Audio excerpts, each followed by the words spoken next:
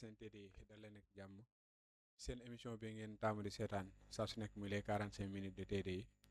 di santaat bu baax wax dëgg yàlla ci ñaaneek encouragement yi gis nañ depuis boobu ba tey ñoo ngi ñuy laaj 45 minutes waaye jàmm rek la woon ndax yaram mi moo xawoon a sutante di sàkku itam si ñaan ngeen ñaanal ñu bu baax yàlla defal ñu jàmm ak tawfeex ak mboolem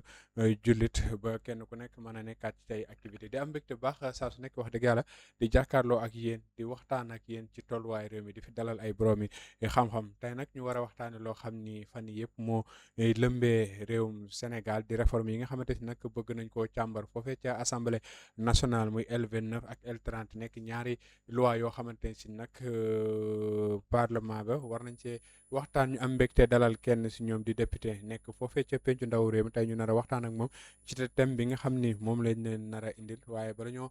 wax li nga xam ni mooy thème bi dañ koy jox kàddu gi mu daal di nuyoo ak ñi nga xam ni ñoo ñu seetaan à travers télé yi bu ko defee rek ñu daal di ñëw ziar ak kilifa yi ndaa ziar daal leen di expliquer thématique bi nga xam ni moom lañ nar a waxtaanee di am mbégte baax di la dalalaat encore une fois Ousmane di la bàyyi ak kàddu gi nga nuyoo ak ñi nga xam ne ñoo ñu seetaan à travers télé yi bu ko defee rek ñu door li nga xam ne mooy waxtaan wi kàddu gaa yi noonu. aouzu billahi mina sheytaani rajim bismillahi rahmaani rahim maa ngi lay jaajëfal Cheikh Bamba donc di amaat mbégte lool di ñëw fii ci TDI bi nga xamante ni si ni macha allah bi ñuy door a installé pratiquement je peux dire que ni fii la ñu njëkk a defee émission. macha allah donc boobu ba léegi ñu amoon yéene ñëwaat fii waaye xëy na peut-être tey la ko suñu borom dogal. alhamdulilah ñu ñëwaat fi am mbégte lool. donc di profiter de cette occasion du nuyu téléspectatrices ak téléspectateurs yu TDI yëpp di nuyu aussi tamit sama waa département bi nga xamante ne si ni foofu laa jóge muy Kébémer di ñaan suñu borom subhanahu wa taala émission bi nii ñuy ñu doore ko ci bismillahi rahmaani rahim àggale ko ak alhamdulillahi rabbil alamin ba nga xamante ne si ni buñ koy jeexal rek ñëpp mën ci tiire ay jëriñ. macha allah mu nekk présentation bu am solo noonu la ñuy def dem ca dëkk bu tedd ba di Touba ziar baax Serigne Mountakha Mbacké xalif général des Mourides ñaan suñu borom yàggal ko fi yàggal taxawaay ba liggéey yi nga xam ne sumb na ko naal ko fas yéene ko liggéeyal maamam ja Cheikh Ahmadou Bamba Khadim Rasoul suñu borom kàttanal ko ba mu def ko ci anam yi mucc ayib noonu itam la ñuy def dem Tivaouane yàggul dara niki dimanche bi ñu gën dañ doon def boobule ziar général ziar baax Serigne Mbaye Sy Mansour ak mboolem kilifa diine goo xamante si nag yaa nga woon foofee ca Tivaouane noonu itam la ñuy dem Medina Baye Ndiassane ba fi nga xamante si nag fépp ci réewum Sénégal kilifa diine moom fa toog rek ñëw nañ fa ziar la di ñaan suñu borom defal la tawféex ak taysir ba lépp loo bëgg a liggéey nga àggale ko ci sa teeyu bakkan mbokk yi comme niñ leen ko waxee woon ci ndorteelu émission bi rek saa su nekk dañu am mbégte di fi dalal ay boroomi xam-xam di waxtaan ak ñoom ci li nga xamante tey ji nag moo yitteel askanu Sénégal bokk na ci tey L29 ak L30 di ñaari loi yoo xamante ne si nag moom mi la di Ayib Daffé daal dina koy bind fas yéene ko jébbal pencu ndaw réew mi ngir ñu waxtaane ko xool yan coppite la ñuy def jëm ci li nga xamante si nag mooy réforme yi si ñaari article yooyu noonu tey ñu am mbégte ba dalal honorable député Ousmane Diop moom it nekk fa nga xamante tey ji nii ñaar ci loi yi fa lañ ko nar a fekk waaye Seydina Ousmane bu nu commencé ci li njëkk rek mooy par rapport ak li nga xam ni mooy ñaari code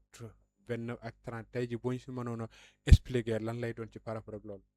waaw li may wax ci code yooyu noonu ci L29 ak L30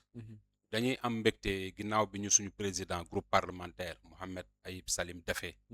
informé que ni donc dinañ ko indi ci assemblée tàggataat ko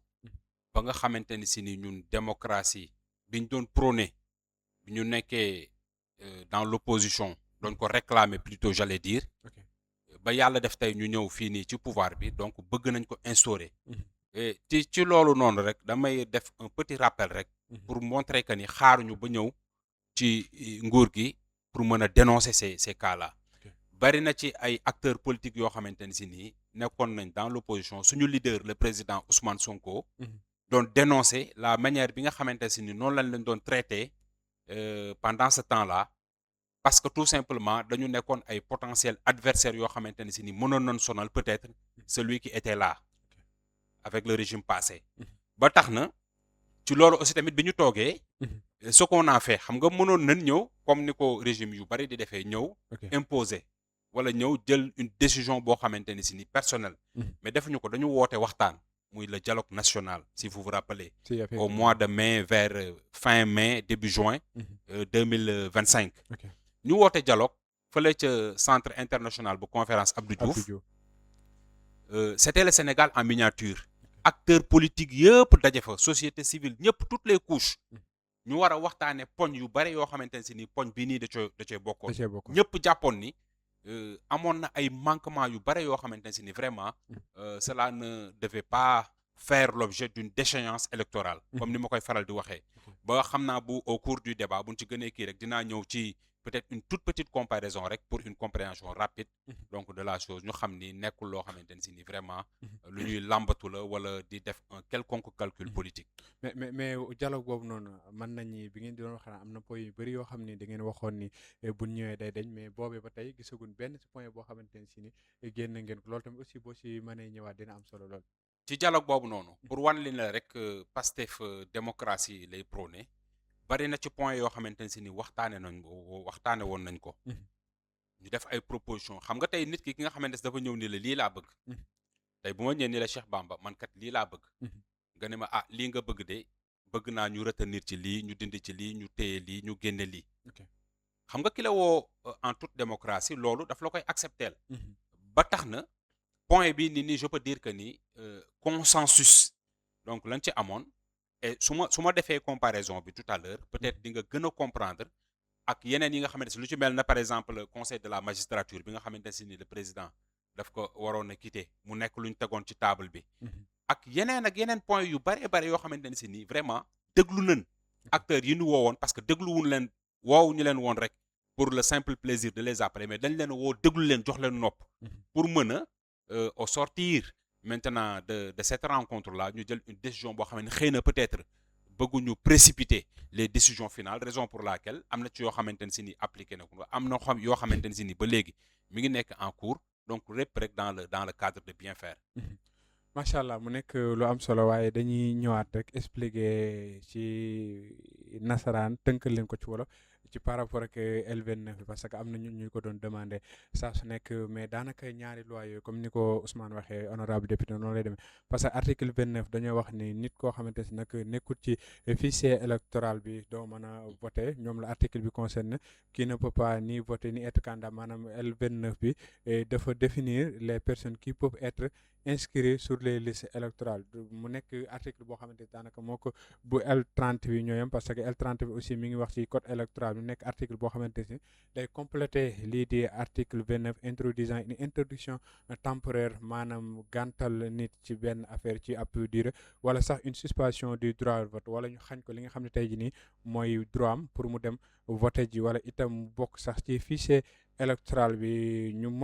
bokk ñaari définition yoo xamante ne si ni ñoom ñaari el yooyu noonu ñoo ko bokk tey jii ni ay dafee nar ko yóbbu foofee ca assemblée nationale pencu ndaw réew mi ngeen nar koo càmbar tey jii nii ban taxawaay ngeen nar a def ci boobu les modifications ak lan moo ko indee. voilà peut-être ma yokk rek ci article 29 L29 boobu noonu nga wax pour être beaucoup plus précis pour ceux qui nous regardent dañu wax ni ne doivent pas être inscrits sur la liste électorale effectivement les individus condamnés pour crime ñu listé ci crime yooyu noonu déglul bu baax les individus condamnés à une peine d'emprisonnement d'une durée supérieure à 1 mois foofu noonu dese naa leer est-ce que buñ la emprisonné 1 mois 15 jours la wala 1 mois comment dirais-je 20 jours wala ça dépend donc c'est imprécis assorti ou non d'une amende pour l'une des infractions si après ñu commencé lister ñu ne vol escroquerie abus de confiance extorsion de fonds et cetera bari na ci point yoo xamante ne si ni lim nañ ko ci loo xamante ne si ni xëy na peut-être bu ma ñëwee li tax ñun ñu gën a am mbégte pour mën a càmbar code yooyu noonu boo jëlee le code électoral actuel Cheikh Bamba li mu wax moom mooy loi 2021-35 inéligibilité pour condamnation à 3 mois ferme ou 6 mois avec sursis léegi ñun ñu ne loolu leerul ce qu'on va faire mooy inéligibilité recentrée sur certaines infractions ba pare préciser li nga xamante ne si nii moom mooy cette liste là mooy premier point bi deuxième bi exclusion automatique pour plusieurs types de condamnation y compris liées aux libertés publiques ñu ne ñun lii moom moo nekk ci code électoral bi li may lire nii ñu ne ñun exclusion limitée uniquement à des infractions graves lu ci mel ni vol corruption détournement ou terrorisme ok lu ci mel ni kii yooyu noonu nga préciser ko mu leer nga xamante si boo ko defee rek xëy na peut-être bu ñu la condamné à cette peine là xëy na peut-être mën nañ jàpp ni tu perds tes droits bi ci des inéligibilité possible pour amende supérieure à 200 000 francs article L30 ñu ne suppression de cette disposition de l'article L30 abrogé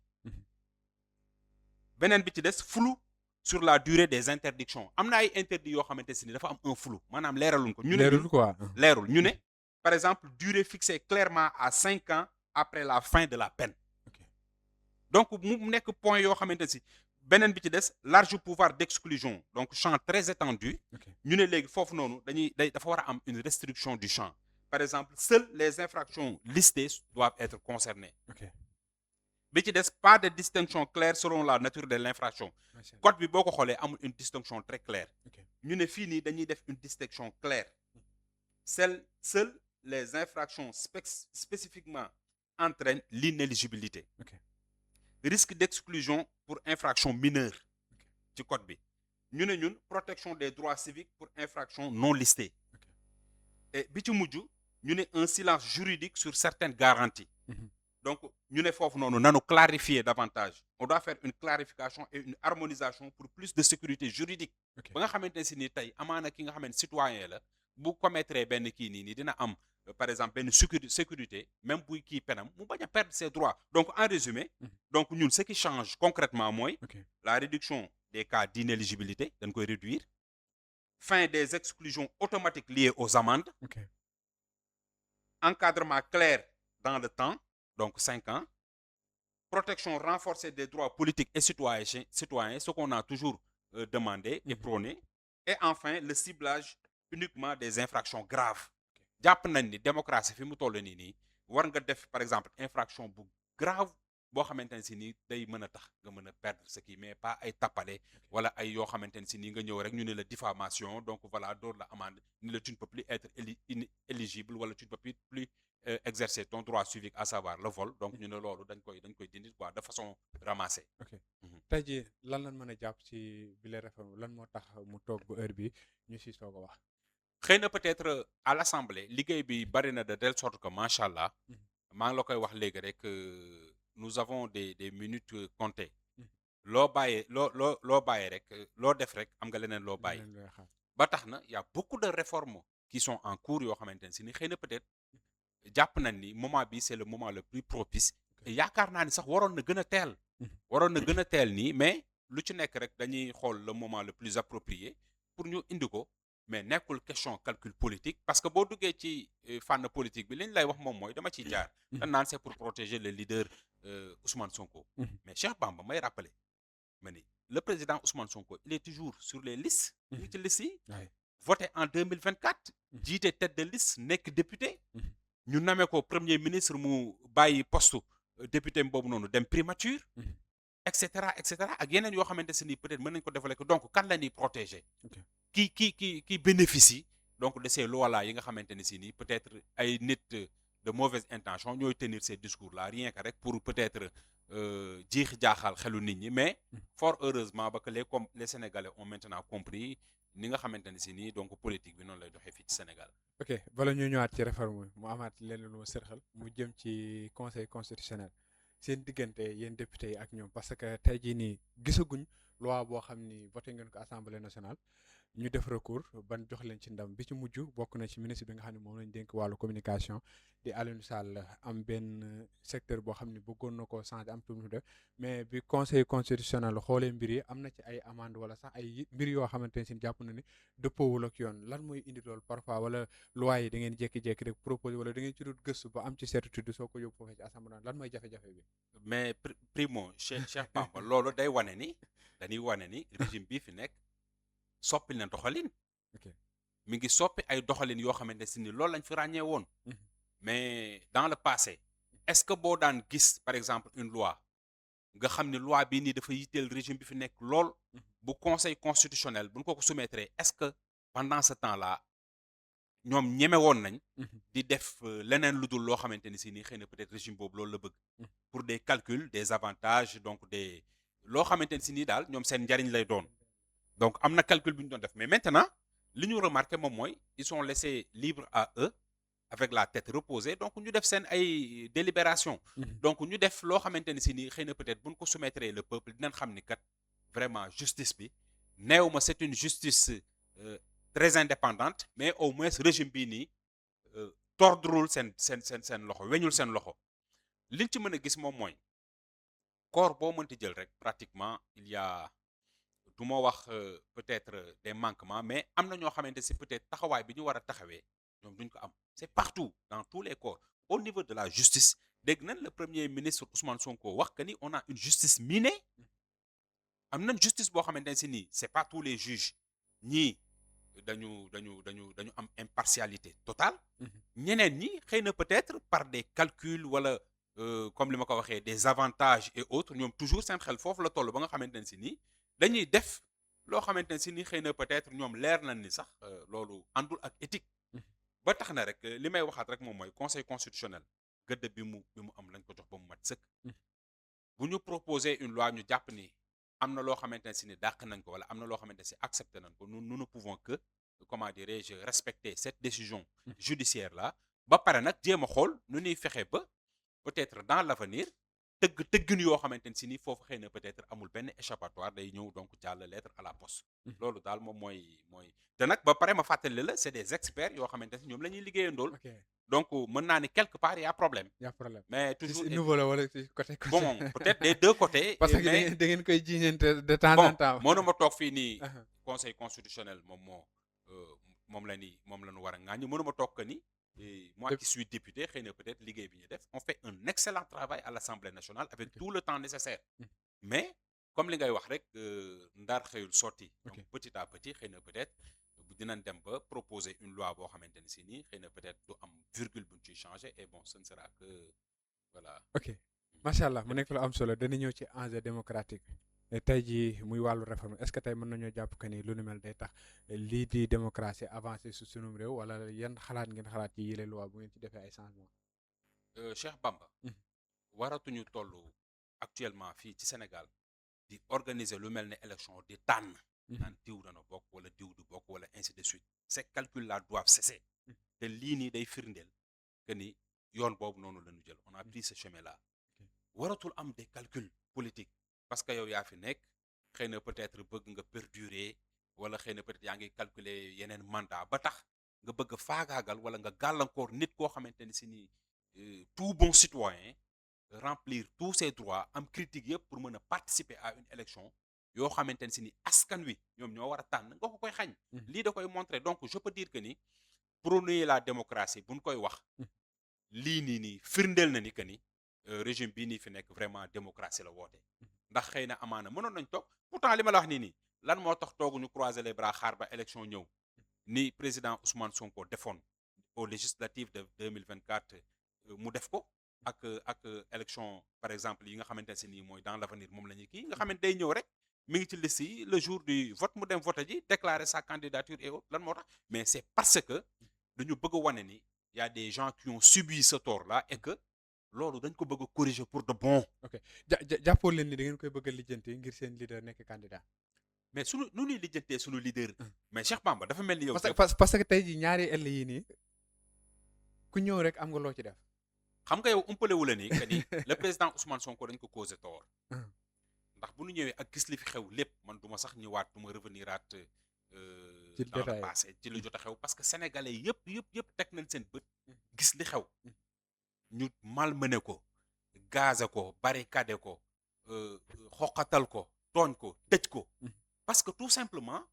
dafa am des ambitions yoo xamante ne si nii pour son pays bàyyi liggéey bi mu doon def mu jaral ko ñu rajee ko avec tous les avantages yi nga xamante si mënoon na ko fa am ak ñu gis pratique yi nga xamante ne si am na fi yooyu yëpp mu bàyyi ko fi ñëw liñ ko teg lépp comme tort ñu ñëw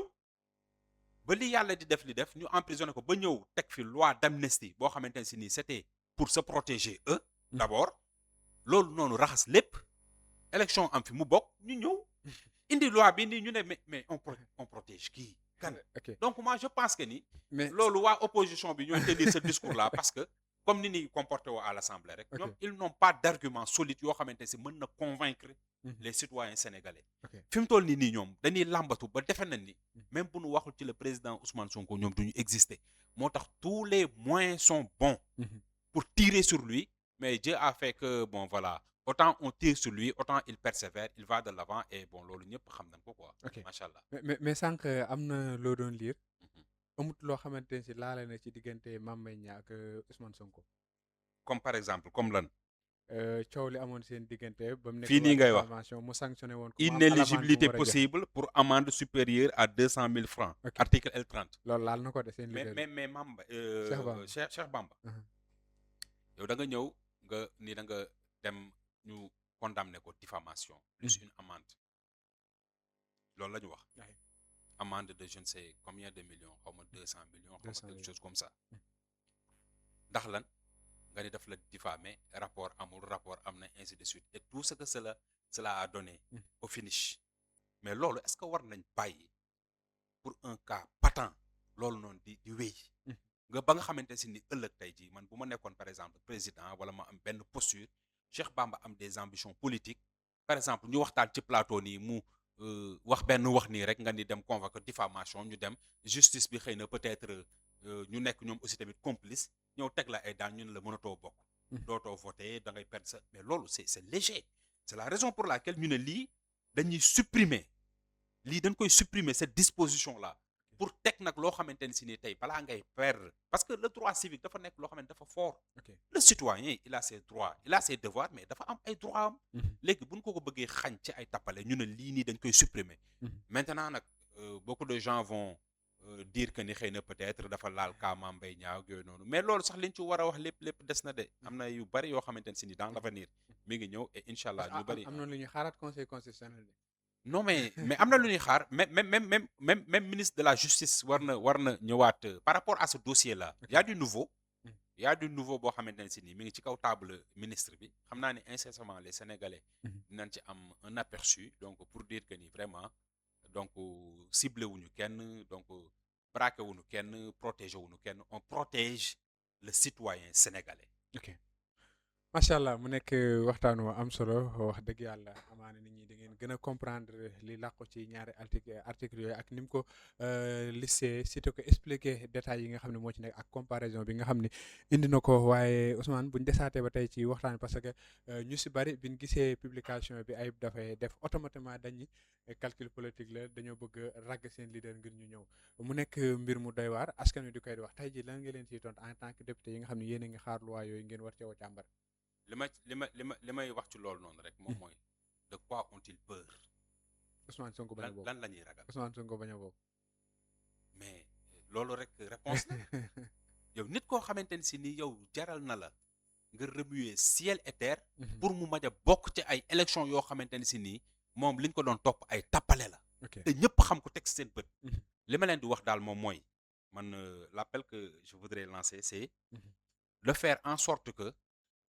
jéem a convaincre population bi ba ñu adhérer par exemple yow sa cause politique bi ngay prôner nga convaincre le peuple sénégalais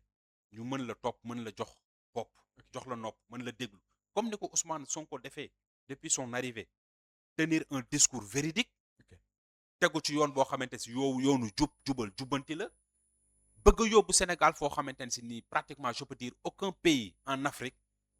seen leader yóbbuwul leen fa loolu moom mooy wax ji c'est que ils n'ont pas d'argument ils n'ont pas de projet amuñu lu solide loo xamante ne si mën nañ ko teg pour convaincre Sénégalais parce que xam na la majeure partie des Sénégalais xam nañ fi Ousmane Sonko bëgg a yóbbu le Sénégal loolu rek la ñu tiit mais du leneen donc nañu jéem a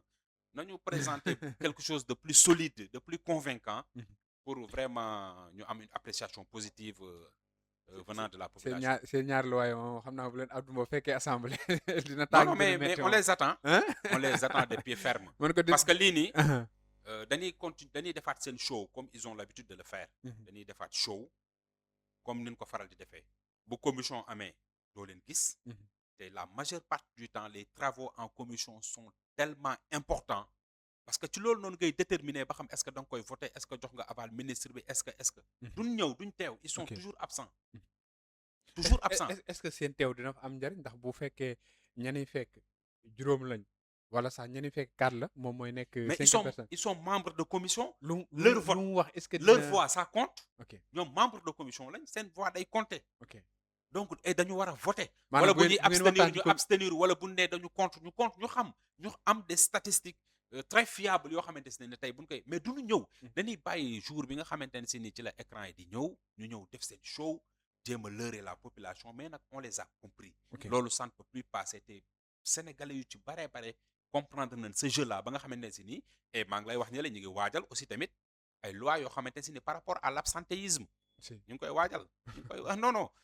gis nga li ñuy wax ni rupture. di au daw niveau de ba pare ñu lay l'Assemblée jox sunu xaalis moom daa xaw a man de xorom maa ngi soogaa di nekk député et li ma gis ak par rapport ak li ma daan gis di ko dégg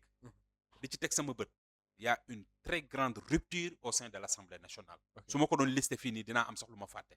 donc loolu ñu ngi ciy ñëw et ça va régler beaucoup de problèmes. macha allah mu nekk lu am solo wax dëgg yàlla réforme yi dafa bokk ci loo xam ni nit ñi yitteeloon na leen lool waaye itam jar nañu gën koo yaatal ndax am na si ñoo xamante ne si ni dañuy war a nekk Dakar war a voté Cilmaxa li jëm ci wàllu changement lieu de vote yi day am ay jafe-jafe loolu tamit aussi bu dee xalaatoogu leen si sàkku nañ aussi ngeen jëm koo boole si li ngeen nar a waxtaane fexe ba yombalal askan wi ngir ñu mën a dem voté ji si gox yi nga xamante tey ji nii fa lañ dëkk ndax lu yomb la ba bëgg dee ginnaaw yàggu dara am na luñ lancé ci comment dirais-je encore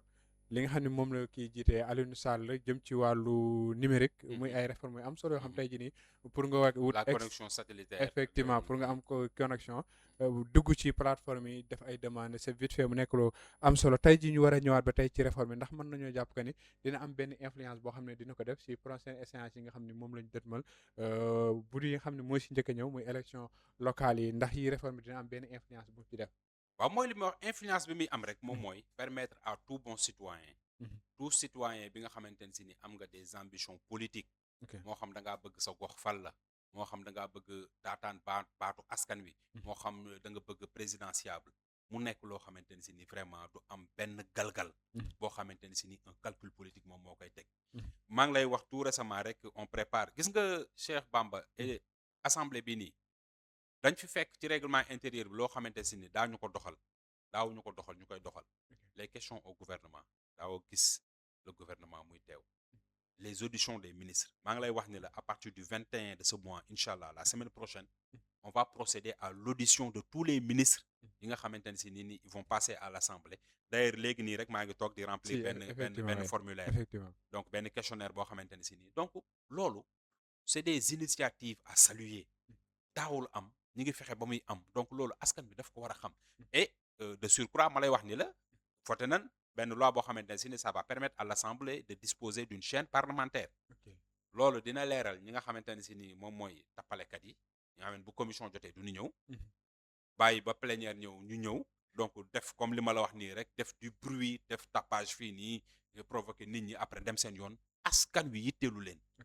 donc chaîne parlementaire boobu aussi tamit day faciliter loolu may profiter di nuyu sama ministre le ministre Aliou Sall bi nga xamante ne si ni ministère bi mu jiite commission boobu noonu je suis le rapporteur donc mu nekk ku jàmbaar koo xamante si ni vraiment il apporte des innovations dans ce sens là et que di ko ñaanal yàlla gën ko kattanal mais moom yàkkamtiwut innovation yi ak changement yi non parce que moom loi mi yëpp conseil daan ko delluwaatal mais non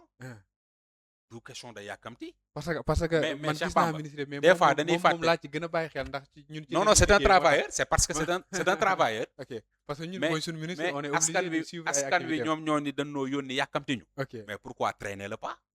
askan wi bul fàtte ni daawoo dégg slogan boobu mais yàkkamti bay def loo xamante ne si non ci am kii lépp lu ñu def lépp luñ ko def lu ñu tëgg est-ce que xam nga ni bu ñu defee benn loi ba pare sax dañuy woo au niveau du ministère le bureau la commission comment dirais-je communication numérique et télénumérique ñu def beneen liggéey boo xamante si ni ku nekk da nga ciy joxe sa kii c'est des experts looloo tax man j'ai du mal vraiment à comprendre que xëy na peut-être tamit ku nekk xam nga nit ku nekk da ngay tey jii fii nii autorité nga fi tey mënuma ñëw bëgg la fi jaay man je suis un simple invité sa baat moo gën a kawe fii nii ñu nekk même si je suis honorable donc il faut nga wan ma ni en quelque sorte que ni yow am ko autorité aussi tamit je pense que ni conseil constitutionnel des fois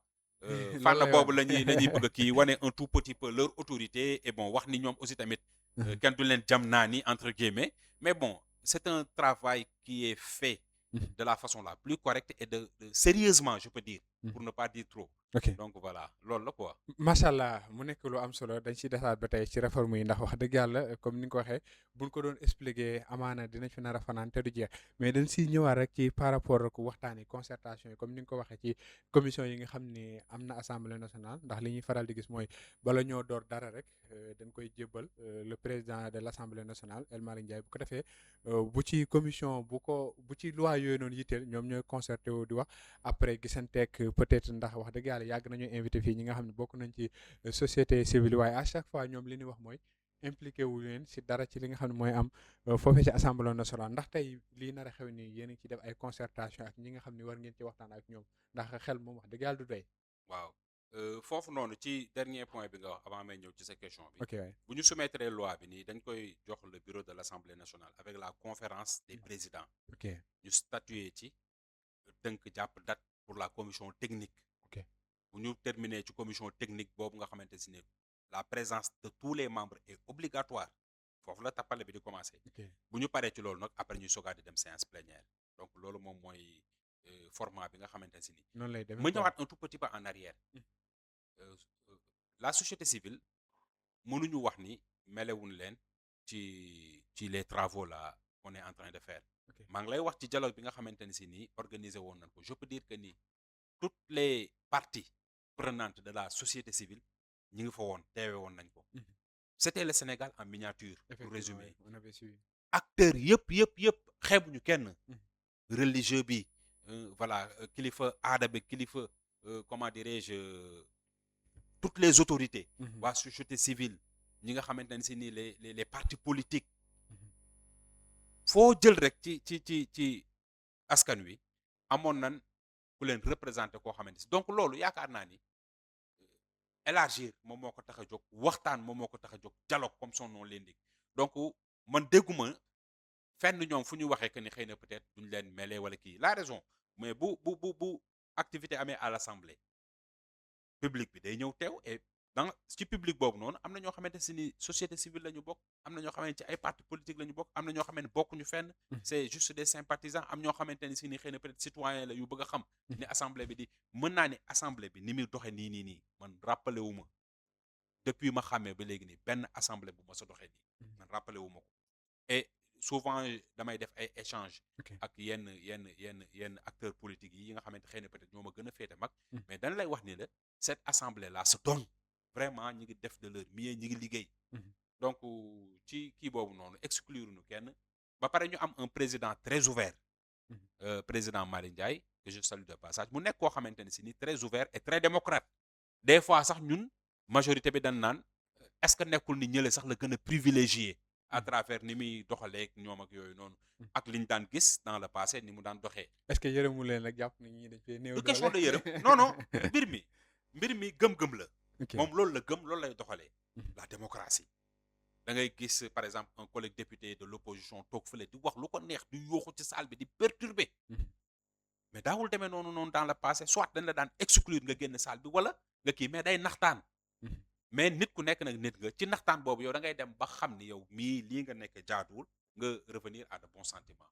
donc mais du question de yërëm leen wala yooyu noonu lu mu gëm la donc di ko doxal quoi. ok ñu ñëwaat ci question ba tey waxtaan wi est-ce que def ngeen ci ay concertation avant ñuy tëgg ñaari loi yi def nañ ci ay concertation par exemple avec qui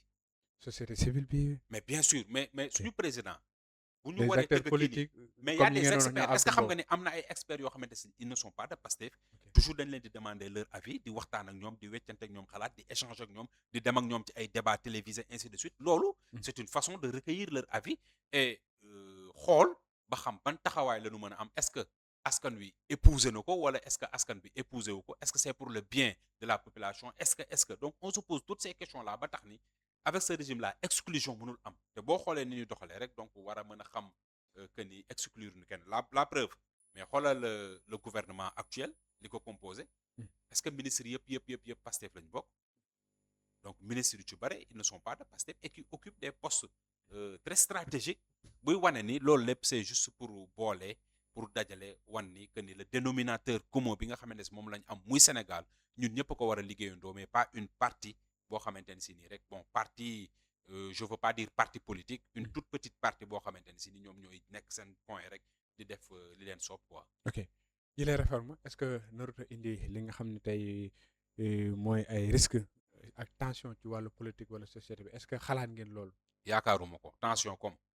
am na sujet tension politique parce que politiciens mën nañoo ñëw daane ñii dañuy xaalal seenu yoon seen leader lañ bëgg parce que nag wax dëgg yàlla li fi xewoon xanaa ñi ragal comme li ma waxoon léegi rek waaw. ñi ragal Ousmane Sonko parce que dinañ wax loolu moom li fi xewoon parce que yàggul mooy dara seen seul recours. li fi xewoon yàggul dara ndax wax dëgg yàlla loi yi nii bi Macky Sall di waaj a jeexal lañ ko créé assemblée nationale ba tax moom Ousmane Sonko bokkul yooyu la article nag nekkaat di daw ba tey jii si toutefois yéen ngir defaat ci encore ay coppite beneen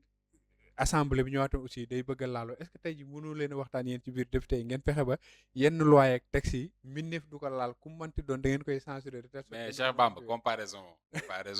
xoolal ñu bëgg a fexeel nit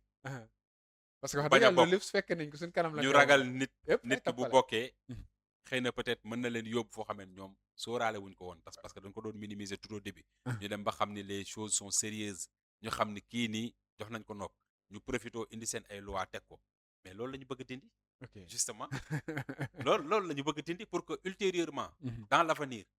leneen la ñuy wax mais genre xeex yooyu noonu wala changer ay di kii def yooyu. en sorte que di éliminer Mhm. de façon stratégique ay potentiels candidats donc loolu dootul am effectivement loolu moo ma ko tax a jóg Ok. yaakaaruma ni dina am benn coow boo xam ne war na ko indi si ce n'est ñi nga xamante ne si nii daal Ousmane Sonko moo leen di déranger comme li ma wax rek parce que xam nañ ni Mhm. bokkul ak ñoom niveau comme su ma ko mënee tudde noonu quoi moom fi mu toll ak ñoom fi ñu toll Mhm. c'est diamétralement opposé ok mënuma ko sax comparer ok donc loolu aussi tamit bon voilà la politique politicienne Mhm. dépassé nañ foofu quoi. seen diggante ak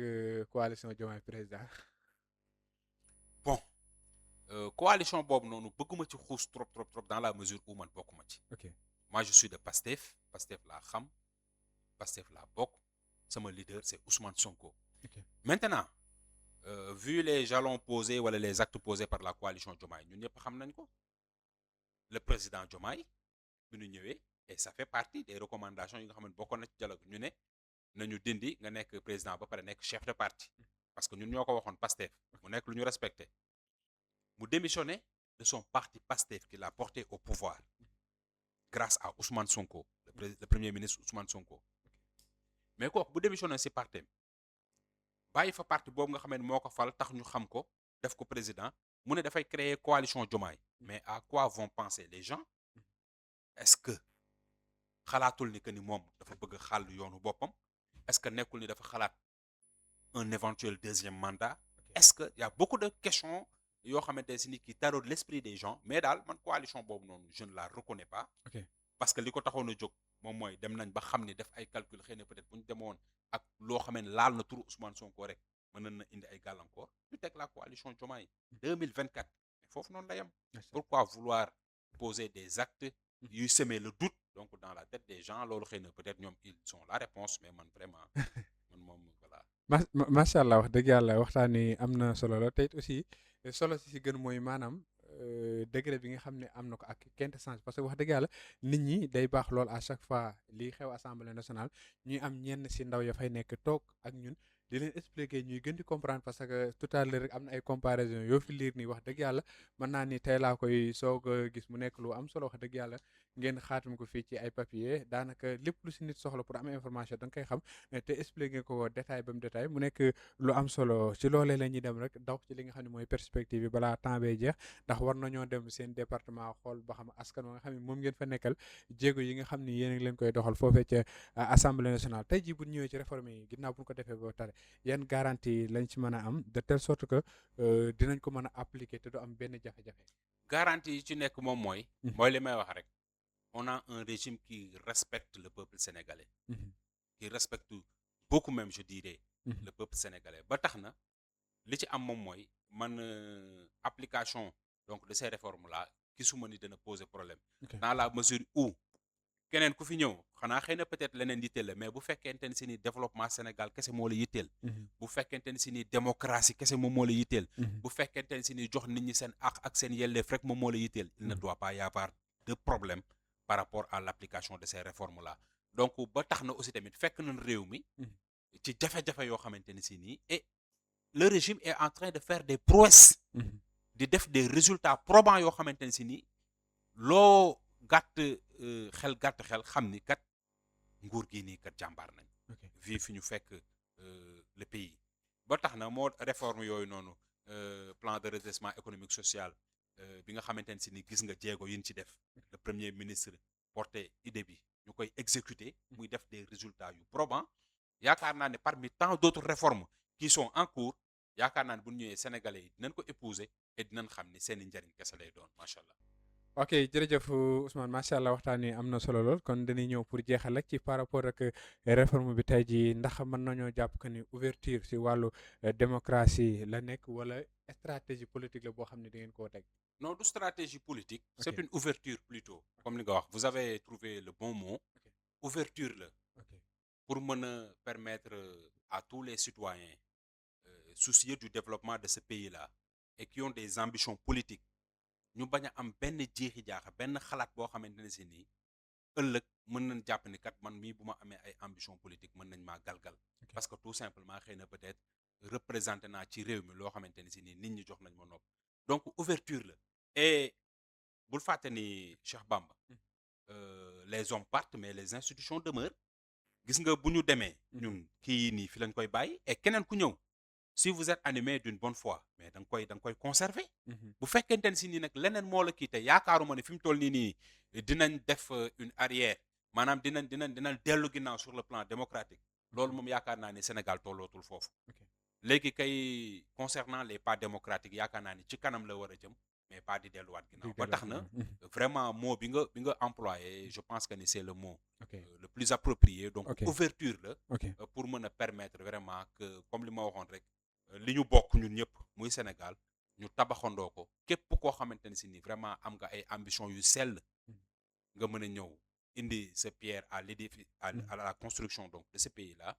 pour que vraiment Sénégal mën a jël sax un grand bond en avant concernant le développement. macha allah wax dëgg yàlla lu am solo la parce que ñun jot nañ ko lire ndax wax dëgg yàlla am na point bu ci am solo lool maanaam détenu yi nees la ñuy def ak ñoom ba ñuy mën a respecter seen droit civique bu élection jotee ñu war a dem seen i gox voté ñëwaat mu nekk ay mbir yu am solo yoo xamante ni wax dëgg yàlla bala ñoo jeexee rek dañuy dem sa département bu Kébémer su ma jumul foofu ak gox yu ko wër ñoom ñu am yaakaar ci yéen daal leen fay tabbu ngeen toogal leen foofee ca pencu ndaw réew mi est-ce que ñoom message yi nga xam ne ñoo ngi leen koy wax que ce soit des messages yoo xam ne da ngeen koy bind wala yoo xam ne da ngeen koy wax est-ce que yéen a ngi koy jot di ko yóbbu foofee ca assemblée nationale ba population bi. macha allah di remercier waat rek toute la population départementale de Kébémer ci yaakaar bi nga xamante ne si ni am nañ ko ci ñun bi ñu tabbee donc ñu fal ñu donc espoir boobu noonu di ñaan suñu borom rek yàlla na ñuy gën di dolli suturaal ba xëy na mënuñu taxawee lépp mais luñ ci mën mu bari donc yàlla yombalal ñu ko effectivement ñi ngi àggale léegi bi may remplir formulaire bi boo xoolee axe prioritaire yi nga xamante ni si nii xëy na peut-être mën nañ ko lim ci développement ci luy développer département Kébémer les infrastructures sanitaires gox yi manqué na trop ay infrastructures sanitaires léegi rek maa ngi lay wax le cas de Ndande ba nga naan ma yaa ngi doon waxtaan ak kenn koo xamante ni ñooñu mais Cheikh Bamba engagement citoyen bu toll ni population dajale li ñu am dajale ba am 30 millions def une demande au ministre ni ko kat population bi sur le plan démographique léegi dafa màgg yaatu Ndande poste de santé attanatu ko léegi district la ñu bëgg yaakaar naa ni loolu c'est des encouragements c'est des accompagnements moom la autorité yi war a def pour mën a faciliter donc cette demande là et ak yeneen gox fu ci mel na Barga ñu construire loo xamante ne si ni poste de santé la bien fait ba pare amul équipement amul personnel sama dëkk ba Njaaxa Fall sëñ Basiru Fall bi nga xamante ni si nii mi ngi bokk dans la commune de Diokoul moom aussi mu xàllal boppam yoon di def ay production agricole yu am solo lool macha allah dagg na yoonam xàll ko ba nit ñi ñu ngi fay mën a jaar déplacement bi léegi yomb na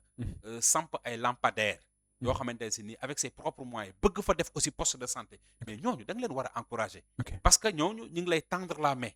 ñu ngi lay tàllal seen loxo pour que mu nekk comment dire une collaboration boo xamante xëy na peut-être yow da ngay jàpp fii ñoom ñu jàpp fii ñoom comprendre na ni ce n'est pas l'État qui peut tout faire mais boo amee citoyen engagé yu mel noonu yaakaar naa ni li ci mel ne aussi tamit des infrastructures scolaires bari na ci gox yoo xamante ne si nii peut-être manqué nañ ay classes wala manqué nañ personnel enseignant sur le plan des routes aussi tamit des pistes boo jëlee sama zone ba aussi tamit zone des Niayes Tëmb Mbaay Kàbb Gay Taaleen et cetera et autres Gatiraat mais foofu noonu piste yooyu noonu dañ ko war a defar ba nga xamante ne si ni production bu am solo bi population bi di produire avec leurs propres moyens mais bu ñu paree ñu mën ko écouler pour mën a sax mu bañ a yàquwaat seen ay loxo mais loo gis dañuy def une quantité assez importante produire que dépenser xaalis bu bari après duñ ko mën a jaay parce que lan amuñu soit ay chambre froide pour conserver ko wala mënuñu am yoon yu nu mën a jaar yoo xamante si mën nañ jóge par exemple Taaleen wala Kàbb Gay wala Tëmb Mbaay ñëw par exemple ba Kébémer stocké foofu une partie li ci des ñu mën ko yóbbu par exemple dans les autres régions loolu aussi tamit vraiment ay doléance la yoo xam ne peuple bi askanu Kébémer ñu ngi koy wax ñu koy jàllale à l'Assemblée liñ ci mën comme temps bi dafa ndaw liñ ci mënul ñuy def des publications périodiques yoo xamante ni si nii c'est juste pour attirer l'attention des autorités pour que ñu mën a vraiment indi ay saafara bërki démb rek ñu ngi may wax Gàddi Kébé jafe-jafe ndox aussi tamit dans certaines localités même au niveau de Kébémer commune am na gox yoo xamante ne si nii fi ñu toll nii mais ndox kenn mënu ko manqué vraiment Cheikh Bamba ba pare dafa nekk une zone boo xamante ne dañuy pratiquer élevage mais ki di élevage di nga wax aussi tamit ndox ndax jur gi faw ñu am lu ñuy naan nit ñi aussi faw ñu am par rapport à leurs besoins personnels donc ñuy mën a am lu kii nii ba def naa ci benn publication et yaakaar naa ne le ministre dégg na ma Cheikh Tidiane Dièye mu nekk ku jàmbaar lool di ñaan rek vraiment ñu saafara jafe-jafe boobu le plus rapidement possible xalaat aussi tamit yeneen gox yi nga xamante ne si ni amuñu cette source vitale là pour mën a dund boo xamante ne si ni vraiment dina mucc ayib macha allah bala ma laa jox nga tàggoo réew mi neexagul de jafe-jafe mais Cheikh Bamba réew mi neexagul ñi ngi wàññi essence ñu ngi wàññi carburant jàppoo ne dina nar a yokkaat réew mi neexul mais ak bu essence bu xam nga tey dama ni yàlla ay mbiram lépp programme la mais imaginez tous les efforts qu'on a fait fexe ba wàññi carburant bi mais vu la crise internationale bi nga xam ne moom moo am actuellement entre les États-Unis et l'Iran mais tey jii bu ñu demoon ba kii bi aussi waat yëkkatiwu mais bu boobaa nga dégg les opposants ñu ne voilà danoo cuunee ban koy yokk alors que lii nii c'est arrivé à un moment boo xamante ne si nii xëy na peut-être on s'y attendait pas wala boog nit ñi il avait vu venir mais jëluñu benn matuwaay boo xamante ministre bi junj na ko moom mais loolu mais yeneen réew yëpp noonu ñun ba léegi sax tane na baax na parce que yeneen réew demal fu mel ne France demal ci yeneen dëkk yi mais ñi ngi yokk considérablement donc produit boobu nga xamante ne si ni kenn mënu ko ñàkk sur le plan énergétique donc mu nekk mbir moo xamante si vraiment dañuy ñaan yàlla rek loolu gaaw a saafara ba nga xamante ne si nii donc voilà réew mi ñi ngi fay salaire ñi ngi parvenir di wàññi électricité di wàññi carburant les denrées de première nécessité malgré y a certaines localités yoo xamante si xëy na peut-être application bi des na parce que fi ma dëkk rek Kébémer dañ naan la par exemple lii da nga koy jëndee Dakar à tel prix nga dem Kébémer ñu yokk ci par exemple 50 francs wala 100 francs lu mel ni gaz ak yooyu noonu mu nekk ay mbir yoo xamante ne si aussi tamit ñi ngi alerter ñu war a alerter ba nga xamante ne si ni vraiment application bi ça doit être une application générale ba kenn bañ ci loru ñëpp jariñu ci macha allah allah ok sant ko bu baax wax dëgg yàlla honorable député kontaan nañ itam bu baax ci waxtaan wi ndax wax dëgg yàlla am na solo lool te askan wi lii rek lay xaar si ñun may tàmm di wax mooy yooyu saa su nekk ndax wax dëgg yàlla lii yombut kon dañ la si remercier waat baax encore une fois ndax instant yi activités yi bëri na daanaka li nga toog yëpp yéen a ngi nekk ci mbirum assemblée nationale kon xam naa lu jarwaay lay doon dinañ la si sant baax di la gërëm xanaa bu ko defee ñu bàyyi la nga tàggu ak ñi nga xam ne ñoo doon seetaan à travers tey dina wax dëgg yàlla amoon nañu yéene gën a yaatal mais comme ni nga ko gisee waxtu yi dañoo xoj jafe-jafe technique ci diggante bi yooyu yëpp moo tax ñu daanaka temps bi xawoon na kii lool mais alhamdulilah sant nañ bu baax ci waxtaan wi te aussi am na solo lool ñu bàyyi la nga tàggoo ak ñi nga xam ne ñooñu doon déglu incha allah. macha allah di amaan mbégte rek vraiment di ñëw fii nii ci TDI. ndax buñ fi ñëwee rek non seulement présentation bi rek macha allah Cheikh Bamba di la ñaanal yàlla suñu borom gën a yokk xam-xam bi di wax ni rek xëy na peut-être wax dafa xaw jafe bu fekkente ne si ni wax yi am na kàddu yi lu ci dëng rek da nga koy jéggalu bu amee lu ci jub ñu xam ni ci kàttanu suñu borom la di profiter nag di nuyuwaat sama département Kébémer di leen wax ni lépp lu ñu leen waxalul rek xëy na peut-être